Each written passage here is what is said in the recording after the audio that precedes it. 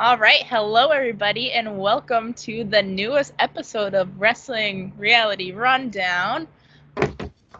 I don't know where the boxes are, so I'm just gonna start.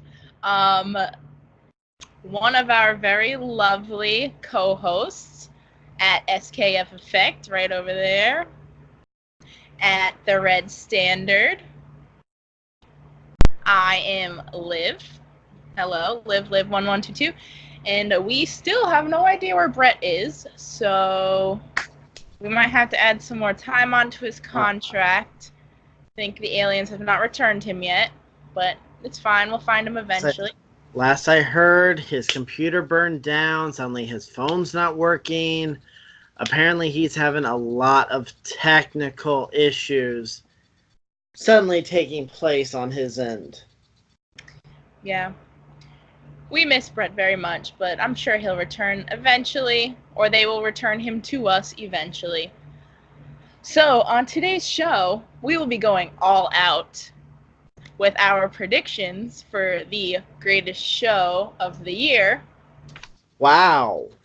That's a right. bold prediction right there. That was very smooth. All right. Take it. Oh, and I think we're going over the little King of the Ring thing, but it's fine. The little King of the Ring thing. Well, since Liv hyped up All Out, let's go ahead and go All Out first. King of the Ring is shorter, smaller. They can go at the end. So, let's talk All Out. Let's talk this match that I think is one of the ones that has her interest the most. Why you gotta call me out like that? It is SoulCal Uncensored, Christopher Daniels, Frankie Kazarian, and Scorpio Sky in a 6-man tag team match against Luchasaurus, Marco Stunt, and who's that other guy, Liv? I don't know. Who's the little monkey dude? What? Well, what's his name? Do not disrespect Jungle Boy like that. There we go, it's Jungle Boy. Never heard of him.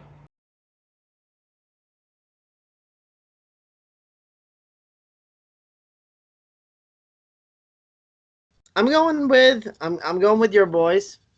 Team Jungle Boy. I feel SoulCal Uncensored will help put them over. Yeah, I 100% agree. Well, I wonder why. Yeah, I don't really know. I don't need to really go into that one. I mean, I think it's gonna be a really good match just because of like the SoCal has like the they tend to like be pretty comical, and I feel like with the mixing between Jungle Boy and Luchasaurus, which they're kind of putting Marco Stunt as in like Jungle Boy's second pet kind of a thing. So I think it has potential to be be a really good match, but also be funny. It can be an amusing match. I think an important thing coming out of this one is, of course, the tag team tournament coming up soon, which I think both of these teams are going to find themselves in. And to me, I just feel like whoever wins this match should get a lot of momentum not just going into that tournament, but I think the ones that are going to advance past. Because I could see Jungle Boy and Luchasaurus kind of going far in the tournament. So depending on how many teams there are, but I definitely think if they're going to go far, I think you should want to establish Jungle Boy and Luchasaurus first. So getting them a win over a credible tag team like, SCU would definitely help them out in the tournament. Getting the win here at All Out first. Yep. Agree with you on that one. All right. So, moving up the list, speaking for tag team matches, it is Private Party, Isaiah Cassidy, and Mark Quinn versus Angelico and Jack Evans. Both are established tag teams that will be taking part in the tag title tournament. And going with Lucha Underground Loyalty, Angelico and Jack Evans. I'm going with Private Party because, as I've said many times, I kind of watched them grow up, like as like a team and just wrestlers themselves. But also, the very first tag team tournament match is Private Party versus the Young Bucks. Oh, So, oh my. so I'm gonna give them the win just for momentum going into the new show. Yeah, I'm going to agree with Liv there because especially if you're putting them up against the Young Bucks, you want to at least give them like some sort of momentum going against, arguably the best tag team in wrestling right now. So I definitely think Private Party should definitely get the win. So I was watching the Being the Elite earlier today, and that came from the match that Private Party and Young Bucks just had a few weeks ago in New York for Hog Wrestling. And they, at the very end of the match, they all shook hands and hugged and everything and said that that was one of the matches of their lives, and they would love for that to be the opening match for the Boston show. Aw. What a heartwarming moment for that. Mm-hmm. All right. Next up, in a singles contest, it is for the women's division, Riho versus Hikaru Shida. I kind of wish I researched more on who was who in the match. Yeah, both. I wished I knew more about either one of them to have an opinion. Yeah, same here. For But I do find Rio. I feel like Rio, I should recognize. Hey, you know what? I have a device.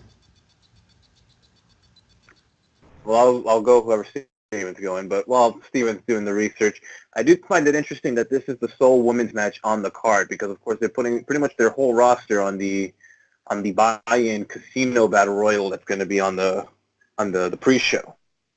Yeah, I'm kind of confused because they haven't announced all of them yet, but I'm still questioning the whole Kong versus Kong thing. Hikaru Shida. Yeah, I'm going with her. Okay. I remember now from that one. Yeah, she's a tough cookie. If I'm correct, like the last that I heard is that Aja Kong could not make it to All Out that weekend, which is why that match isn't happening on All Out. I don't know if she was booked somewhere else or if it was she was booked elsewhere currently, so. Gotcha. I guess that makes sense. Not good timing. I mean, I just think the match itself is awkward. But so let's much the 21-woman casino battle royal. Winner will receive a match for the inaugural AEW Women's World Championship scheduled for the October 2nd AEW on TNT broadcast.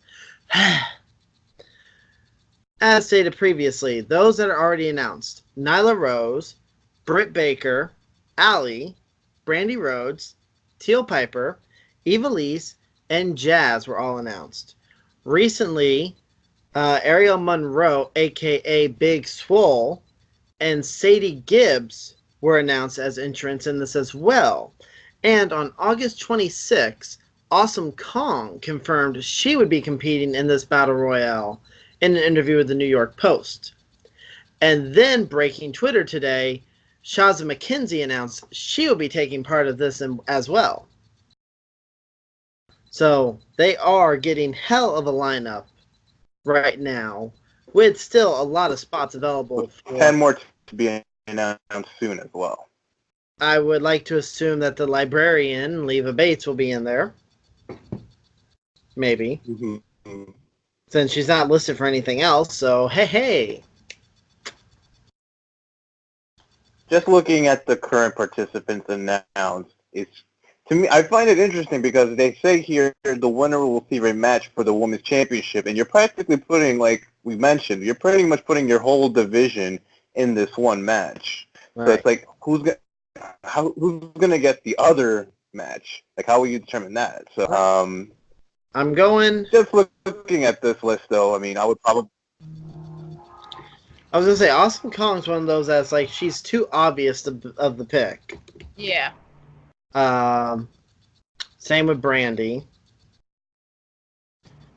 I gotta go with Allie or Britt Baker as far as those that are announced. I'm gonna go with Allie probably. Actually, I don't know though, because they're going to Britt's hometown in Pittsburgh. I don't know. I feel like Kong should be the winner, so that I don't know. Honestly, I don't know how I'm gonna like.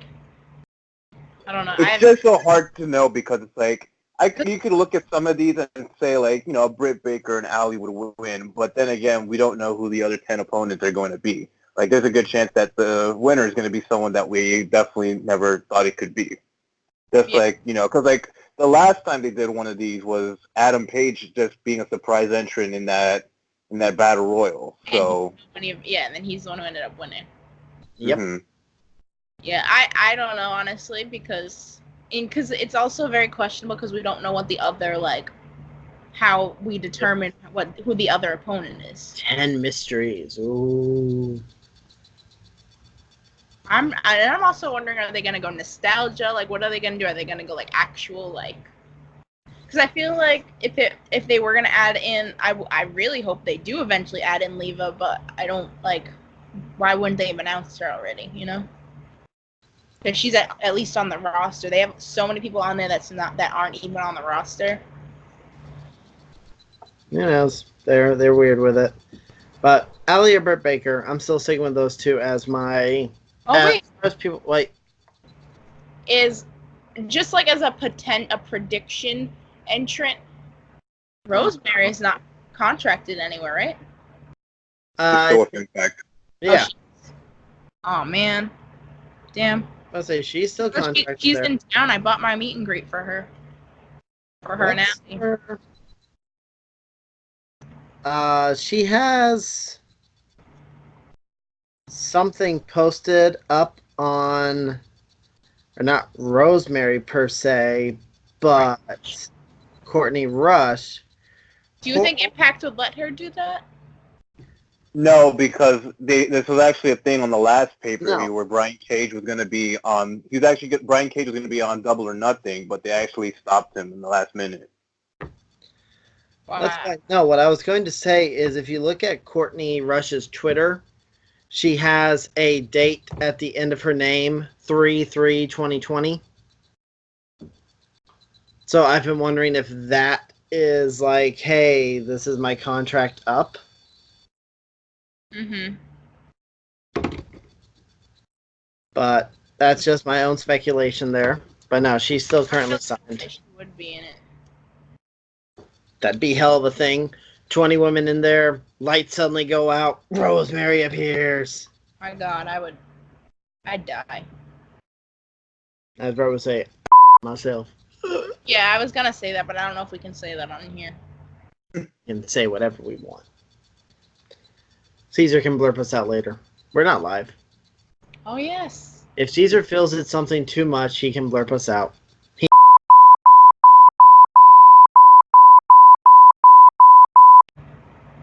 All right. And the most bizarre title of a match, it is Darby Allin versus Joey Janela versus Jimmy Havoc in a Cracker Barrel clash. I'm kind of assuming one of you might have some backup in regards to why it's called a Cracker Barrel clash. It's just sponsorship, I believe. Okay. Yeah. And we are like the remember when? I don't think it'll be as much of a joke as that, but remember when WWE did the whole like KFC like? Yeah.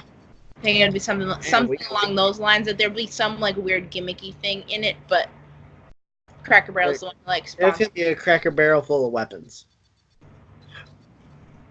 So this match is, Cesar, you can bleep if you want. This match is three crazy motherfuckers. Darby, Joey, and Jimmy. Three crazy ass motherfuckers. There's gonna be blood. People are gonna be hurt. In the end, I'm gonna think, why not Jimmy Havoc? Because I gotta go with the Havoc family. I'm going Darby. I love Joey Janela, but he's been on a losing streak, and I think because it was kind of been like a storyline for him that he's been on a losing streak. No, that's Kurt Hawkins' storyline. Come on. Actually, no, I'm going Joey. Cesar? Well, then I'll be the one to pick Darby Allin because looking at the other two, I feel Darby Allin probably has a lot more to prove in this match, especially going up against, two, the hardcore wrestlers such as Joey Janela and Jimmy Havoc. So I think giving him the win in a big stage against two, big names such as those, I would probably go with him. I think Darby's making a pretty good name for himself now. Just the past shows that I went to, he was wrestling he was wrestling big names. I just remember Joey jumping off of a second floor of a nightclub with a chair taped to his back and diving right into the ring. Yeah, that's Joey in his hour-long Iron Man match with David Starr, and that was on track to be one of the best matches of the year, I believe. Says almost everybody, so that was really good. All right. So we got one for everybody here.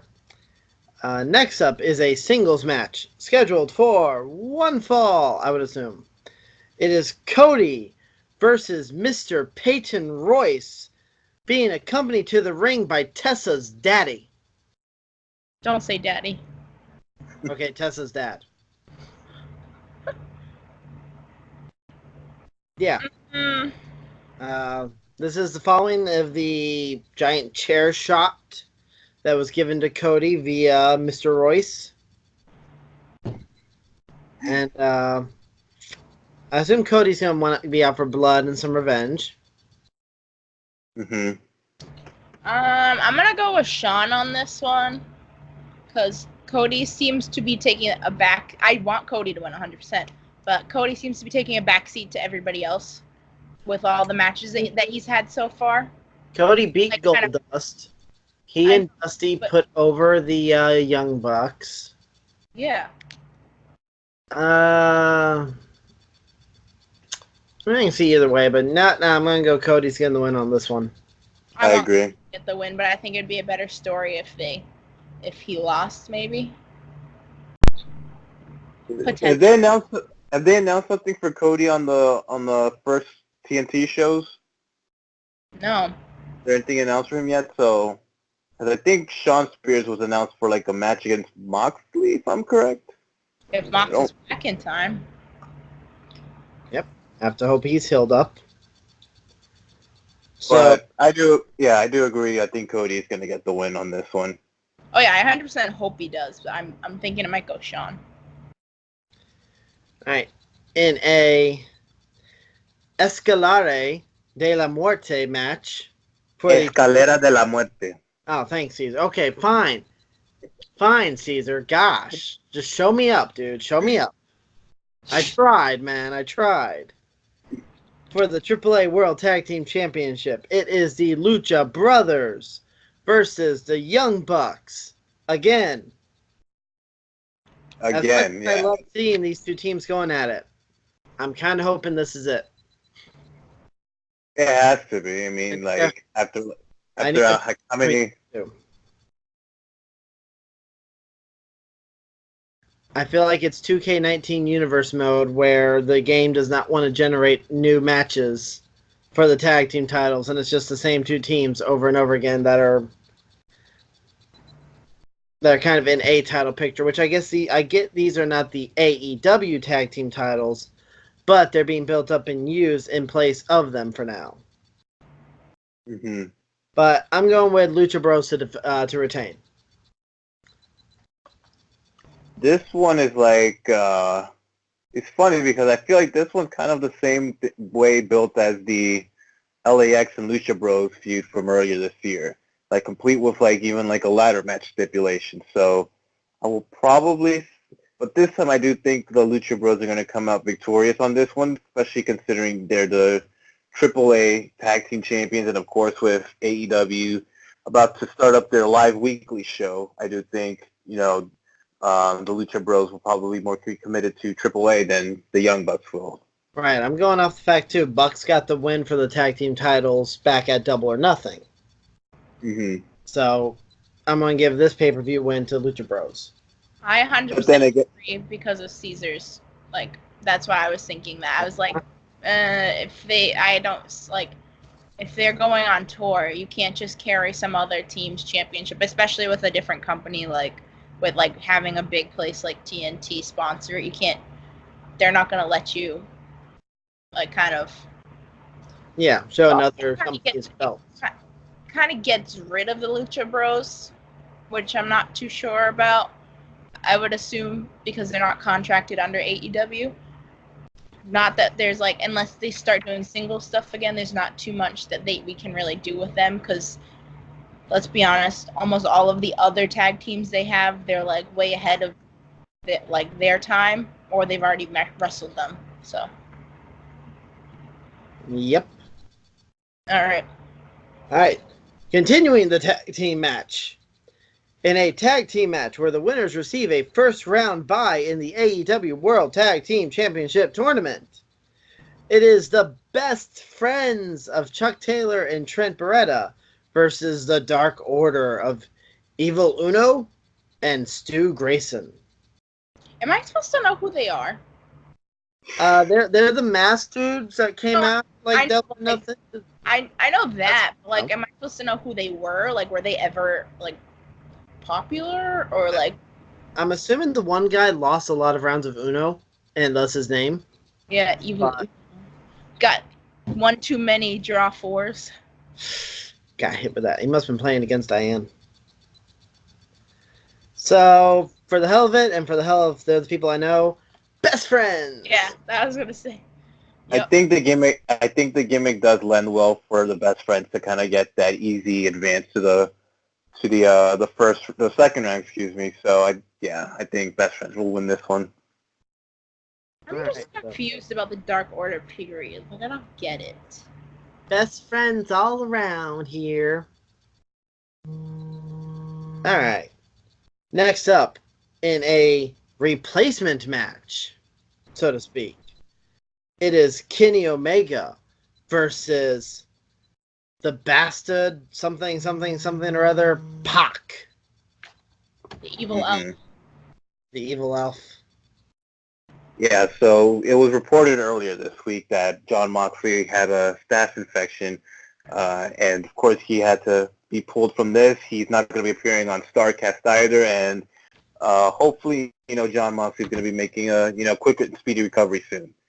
But in the meantime, we have this match to look forward to with Pac finally making his AEW debut. Of course, the last time Pac was booked for a match on AEW pay-per-view was against Adam Page, and they couldn't come to a finish, so they kind of pulled him in the last minute. So now that Adam Page, the reason for that was because Pac was undefeated at that point. He still had the championship for Dragon Gate, and now that he's lost it seems it's more open now for Pac to kind of lose, to get pinned. So, for this one being the replacement, I do think Kenny Omega is definitely going to get the win, especially if you want to continue building upon the eventual match with Jon Moxley. I do think Kenny Omega is going to get the win here. Hopefully, this will be, a killer match, too. Well, I'm going to assume Kenny has to get the win here, and I'm sure these two are going to tear the place down. I know Liv has a lot of opinions on this one, because I know Pac's one of her favorite people ever. No. Kenny Omega all the way. Short and sweet. King of the Cruiserweights. All right. All right, and before Cesar gets killed, let's move on to the main event for the inaugural AEW World Championship. It is Adam Page versus the Ayatollah of Rock and Rolla, the Lion Tamer, the holder of lists, the man of 1,004 holds, Chris Jericho. I'm kind of torn. I don't know if they're going to go with the young blood or they're going to go with the veteran. I think they're going to go with the young blood for this one. I think, they've, ever since that rally, I remember back in January in Jacksonville, they really positioned Adam Page to be kind of the top guy in the company. So, especially considering, being within all the elite guys. I mean, you have Cody, the Young Bucks, and Omega in executive roles, and Adam Page is kind of just the wrestler. So I could kind of see him being positioned as the man in AEW. And I think, Chris Jericho is going to do a great job of putting over Adam Page. Going to make him do his best to make him look like a star, because that's really what Jericho does, especially at this point. It's like, and even so, I wouldn't even argue about Jericho being the first ever AEW champion because like he's been doing such a great job as a heel. The whole shtick about the thank you, I deserve a thank You owe you. me a Like thank you.